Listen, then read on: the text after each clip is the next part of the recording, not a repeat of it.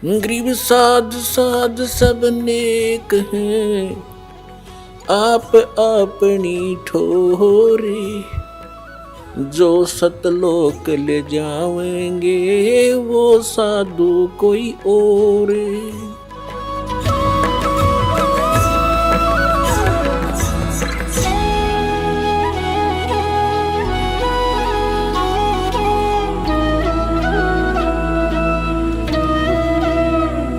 तो पुण्यात्माओं,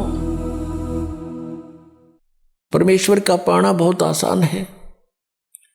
काल ने हमें इतना उलझा दिया, जैसे भी किसी के संतान नहीं है उसको ये कहा करते थे कि इसकी तो सुबह दर्शन भी ना होने चाहिए। नो कहा करते जिसका संतान नहीं है कि ले बता सुबह सुबह यूं लाग गया न पूता माथे के। और वो भी महसूस करते थे कि अब ये सोच रहा होगा, ये करते हैं अभी भी ऐसा ही है। ये पुण्यात्माओं, यहां काल की सारी उल्टी रीति है। अब जब हम तत्व ज्ञान से परिचित होंगे तो परमात्मा के विधान अनुसार हमने चलना पड़ेगा। लोकलाज की परवाह नहीं करनी होती। कबीर साहब कहते हैं, मात पिता स्त्री आलस बंधु कान, और संत मिलन को जब चले ये अटकावे आण, इनका अटकाया अटके नहीं, और संत मिलन को जा कह कबीर सो संत है आवागमन नशा। मात पिता जैसे छोटे बच्चे हैं तो माता पिता जिनको ज्ञान नहीं वो बाधा करते हैं, और जिनके बच्चे बड़े हैं माता पिता चाहते हैं सत्संग की तरफ चलें तो वो बच्चे बाधा करते हैं। किसी की पत्नी बाधा करती है, किसी का पति बाधा करता है, कहीं बंधु कान यानी लोक लाज। तो परमात्मा कहते हैं कि इनका अटकाया अटके नहीं, इनका रोका रोका नहीं, और संत मिलन को जा कह कबीर सो संत है फिर आवागमन नशा। तो पुण्यात्माओं, सत्संग माने से ज्ञान होता है जैसे जिसके संतान नहीं है। परमात्मा के विधान अनुसार वो सबसे उत्तम पुरुष है यदि उसको भक्ति मिल गई तो। नाम नहीं मिला तो फिर कोई दिक्कत को नहीं होते संतान है या ना है। ये नहीं है कि जिनके संतान है वो निकम्मे हैं, नहीं। जैसा दृष्टिकोण समाज का था उसके विपरीत है परमात्मा का विधान। हम यहां पर एक दूसरे के साथ संस्कार वश जुड़े हैं, और जब भी जिसका संस्कार पूरा हो जाएगा तुरंत यहां से चला जाएगा, चाहे उसका कितना ही जरूरी आवश्यक कार्य शेष हो। आपको खूब पता है इस बात का। तो ऐसे किसी के पुत्र युवा मर जाते हैं।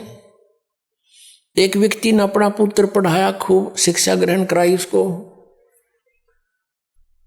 और इंजीनियरिंग की डिग्री कर ली, और उसको पोस्ट भी प्राप्त होगी, नौकरी भी प्राप्त होगी। विवाह का समय रख दिया, विवाह से 3 दिन पहले एक्सीडेंट में मृत्यु होगी। अब इकलौता पुत्र था, अब क्या कहें, अब रो रहे हैं टक्कर मार के बेचारे। तो पुण्यात्माओं, ये सोचना पड़ेगा कि जिसका जितना समय, जिसका संयोग संस्कार जिसके साथ है उतना ही रह सकोगे। परमेश्वर कबीर जी की शरण में आने के बाद और पूरा ही परिवार मालिक के चरणों में लग जा, उसका तो कहना है कि नहीं तो जो लगेगा उसको राहत अवश्य मिलेगी। तो ये इस तरह की दुर्घटनाएं नहीं होंगी यदि नियम ठीक रखेंगे। जब लग हंसा हमरी आना, और काल लगे नहीं तेरा बाणा। परमात्मा कहते हैं, हे जीवात्मा, जब तक तू हमारी मर्यादा में है तब तक काल का दाव नहीं लगेगा, काल का तीर नहीं लगेगा। परमात्मा की मर्यादा ये नियम है कि 100 वर्ष तक सतगुरु पूजा, एक दिन आन उपासी, वो अपराधी आत्मा फिर पड़े काल की फांसी। परमात्मा बता रहे हैं कि 100 वर्ष ये साधना कर रहे हैं, हमने जो बता रखी है, और एक दिन आन उपासी एक दिन आन उपासना कर ली, अन्य दो पूजाएं कर दी, तो कहते वो अपराधी आत्मा पड़े काल की फांसी। तो ये मर्यादाएं खंड नहीं होनी चाहिए। हमारे नाम को बहुत दृढ़ता से हमने नियमों का पालन करते हुए आगे बढ़ाना है। फिर देखना खेल मालिक के तो जो निसंतान हैं उनका आगे कोई लेन देन नहीं है, उनका आपस में संस्कार किसी से शेष नहीं है। संत मत के अनुसार वो बहुत उत्तम आत्माएं हैं, यदि उनको ये मार्ग मिल जावत, अन्यथा तो फिर परमात्मा कहते हैं वो तो जो सत्साधना नहीं कर रहे वो तो चाहे संतान है या ना है, दोनों एक जैसे। हाँ, जिनके संतान है वो भी बुरे नहीं, क्योंकि मनुष्य जीवन परमात्मा की भक्ति मिल गई, पूरा परिवार भक्ति करे, बच्चों को भी लावे शरण में। फिर उनके जो संस्कार हैं वो बहुत आसानी से हल्के होकर निमट जाएंगे, और ये अननेसेसरी चोट नहीं लागने दे भगवान।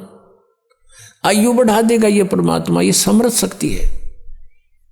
और कोई परमात्मा जिनको हम भगवान मानते थे वो हमारी आयु एक्सटेंड नहीं कर सकते।